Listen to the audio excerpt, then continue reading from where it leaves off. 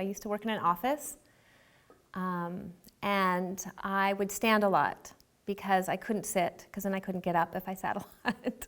Well, first off, I get it, and like a lot of people do, in the lower back, like the lumbar spine, right? And that's from this hip being in this bent direction, this 90-90, right? Is that you get it in the psoas, it goes to the low back, and people like start to get this ache, and they might do this kind of thing, you know, kind of moving around and trying to alleviate that, but it's not, because the hips are still bent. You get this really tender psoas, and then everything goes weak around it, and you can go into a spasm. And then when you get up, it's like you can't, right? It's like, oh, everything's like tight and on fire. So there's a lot of this kind of, oh. So you want to prevent that, right? So if we get up more often, it's not going to be so painful. So at home, I have a box that I put on my desk every so often. Put my laptop on there to stand. And I'm a big proponent of timers. I set my timer if I'm going to be working a long time.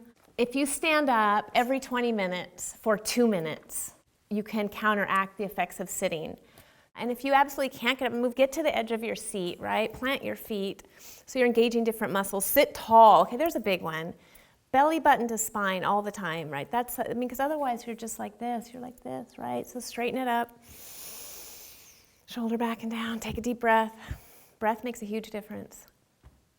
You're not going to take, a shavasana in the middle of your day, probably in your office on the floor. But if you can sit here for 9 solid breaths,